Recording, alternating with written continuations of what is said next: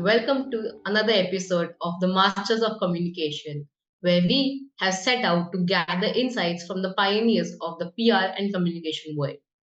In this episode, we explore the critical role of PR in safeguarding and enhancing the reputation of organization amidst heightened scrutiny and digital transparency. Our guest for today is Abhishek Roy, Head of PR at Paisabazaar. Welcome, Abhishek. Thank you for joining us here today. Thanks, So, Saumya. so my first question today for you is: how has the landscape of reputation management evolved in recent years, particularly with the advent of social media and digital platforms? I think the rise of digital media has created a paradigm shift in where reputation management was driven over the ages. To my mind, there are primarily four things. Today, you are always alert. We are living in an age where news travels faster than the speed of light. And today, brands are more susceptible to the impact of a news more than ever before. Today, lines have been blurred between social media and traditional media, and hence PR professionals are now more alert to a piece of news that can come any moment, and you have to be reactive towards it. Uh, and because it may trigger a crisis that impacts the reputation of the brand and subsequently takes a toll on its revenue. The second would be targeted message and ease of measurability. Today, brands have access to their own digital mediums and hence have complete control over desired messaging, and can also reach out effectively to their target audience. At the same time, measure the effectiveness of the messaging. Earlier, it was like spray and pray. It was only after a period of time that you can measure the impact of the messaging. But today, you can measure it within 1 hour, 2 hour, within 24 hours, and tweak it if needed. The third would be diversification in content creation. Today, brands have become content creators thanks to digital media, and digital media allows freedom to a brand to narrate a same story in multiple formats in different tonalities. We all know that every digital media has a different digital mediums have their different identity, different target audience, and different tonalities. Hence, this also allows brands a creative freedom to tell a story in a more immersive way and a more engaging way. And the fourth would be the rise of influencer marketing.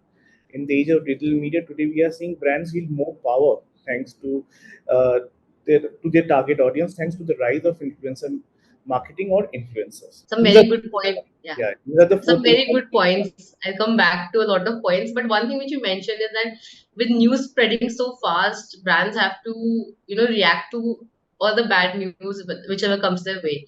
So, what steps do you take, and why is it so important to react to good news and even bad news? Where I read that, when you react to bad news, you have to react to good news as well. So, what Yeah. steps do you take to be, very proactively respond to those?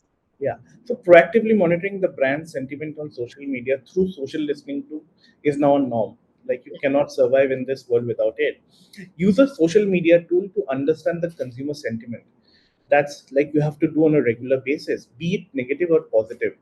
And to how I engage with those positive and negative, there are three things that primarily we all should do. Respond to negative message in a personalized and judicious way.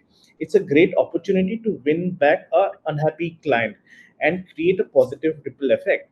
This reinforces customers' trust and also builds the brand's credibility.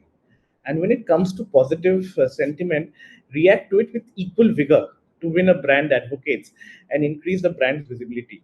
Thanking customers who express their good experience or share their good experience will also encourage them to share that good experience with others and build brand advocacy. And the third would be proactively monitor the sentiments that will also help you preempt any crisis if it is on the horizon. You can take corrective measures to mitigate a potential brand crisis. Okay. So one point which you also mentioned was taking corrective actions, looking through what the response is and taking corrective action. So what are those metrics which how do you measure your efforts to maintain a good online reputation? And what are those metrics which you particularly focus on? See, if I can talk about the metrics, every Yeah. brand has its own metrics that is influenced by multiple factors, depending on the industry you are in, because every industry has its own metrics. Every company has its own metrics. We generally follow a qualitative share of voice to measure the success of our brand's online reputation. Mhm. Besides, we also monitor the sentiment of online mentions and the conversations about the brand. We also analyze the ratio of positive and negative and neutral sentiment.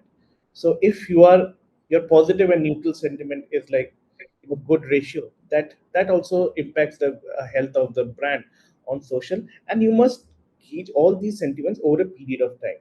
It's not a like a it's you have to do it. It's a long term thing that you have to do. What take us some of the do's and don'ts on how brands and even particularly PR and communication professionals can maintain the positive image. What are some do's or the don'ts for that? So there is no one size fit all strategy to maintain a positive reputation. However, I believe that there are three things that are very fundamental for all brands that operate in a very highly competitive environment. Be relevant. Relevancy plays a very crucial role in corporate storytelling, as it determines how effectively a Mhm. message resonates with the audience and achieves its intended objective. When a story is aligned with the audience interests, needs, and values, it is more likely to connect with that messaging, both at an emotional and an intellectual level. The second would be that be consistent. Every brand, brand identity is also uh, evolves over a period of time with consistent messaging. So consistent messaging in brand messaging is essential for effective corporate storytelling. It builds identity, it builds trust, and maximizes your messaging, the impact of storytelling. And the third would be focus on creating brand differentiation. Craft messages that help your brand to differentiate itself from competitors. Today, we are operating in a highly competitive industry or market, and there is a sea of messages from all your competitors. How your messaging stands out in that sea of messages is very important. So these are the three primary things that we all should remember. So the and you mentioned influencers, how they stand as brand advocates for brands like you.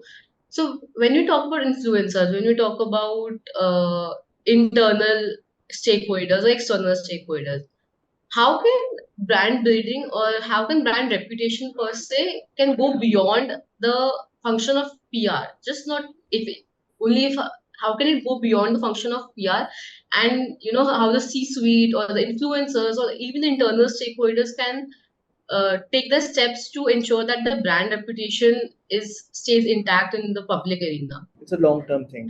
Reputation is built over a period of time. And because there are no shortcuts. Yeah. No shortcuts. And always we have seen that every brand, there's a strong emphasis on building long term brand reputation. And reputation can be uh, gained, what we have seen, as through compelling storytelling. And compelling storytelling revolves around four C's: content, clarity, consistency, and contextualization. These four C's in synchronization will ensure that there's a top of mind recall, strong top of mind recall, Mhm. long term success, and credibility of the brand. If we come to content, talk about content, content lies at the heart of all storytelling. Content is the king.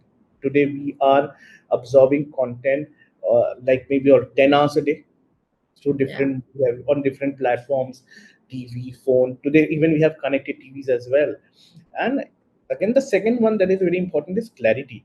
It is evident that in the last couple of decades the average attention span has gone down significantly. Hence, to ensure that the efficacy of the messaging, clarity of content has become very important in order to attract the attention of the TG.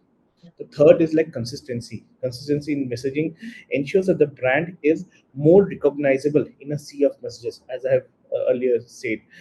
For this, communicators must ensure that the messaging is in line with core brand philosophy. You cannot deviate from your messaging, cannot deviate from your brand philosophy. And the fourth is contextualization. This helps to ensure that communication is relevant to a growing customer base and helps the brand differentiate from its competitors. When you talk about influencer marketing, one trend which is prevalent in the PR industry as well is called de-influencing, where influencers are de-influencing people from taking or buying some products and stuff. So how does that affect you as how does it affect brands, and what are the steps that you can take to, not be a victim or, byproduct of de-influencing? I think it's two sides of the same coin. Yeah.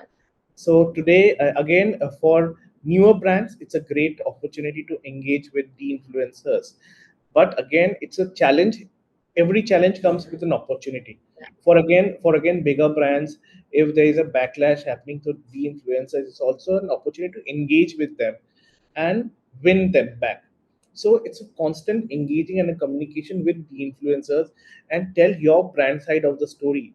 That will be very important, and what kind of communication that you want to get out in the market through them becomes important. But again, it's like a game where you have to be very patient enough and consistent enough.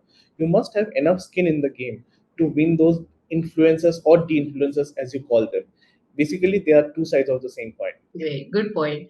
So, you mentioned about having some clarity and consistency in your messaging, but while you are protecting your reputation of your brand and, ensuring that all your processes and all your content is transparent, but how do you balance that need for transparency while protecting your brand reputation, especially during times of crisis where and all controversy? So, in terms of when you have a crisis, a crisis, there are at times a crisis just blows on your face. Yeah. Okay. But again, it's always good. Like today, you have so many social listening tools, and Mhm. especially in brands which are in the service sector, you always know what kind of problems that you have, because there are a lot of customer complaints that is flying around on the social media.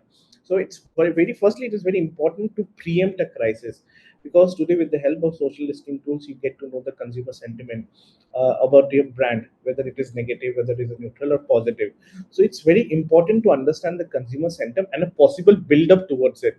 By detecting these things early, you can take proactive steps. That's number one.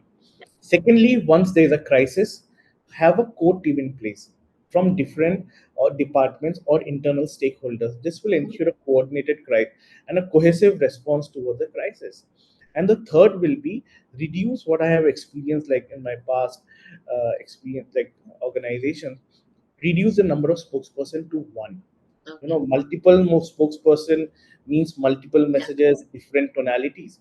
But when you reduce the number of spokesperson to one, it ensures that the messaging is consistent and controlled. This also reduces news leaks, because when we have seen in brands, whenever there have been a potential crisis, there are multiple news leaks that create a lot of damage, and your messaging is not in unison. And the fourth would be that after the crisis blows over, you conduct an audit of your crisis strategy. See the Mhm. steps that you have taken were effective in managing those, in handling those crises.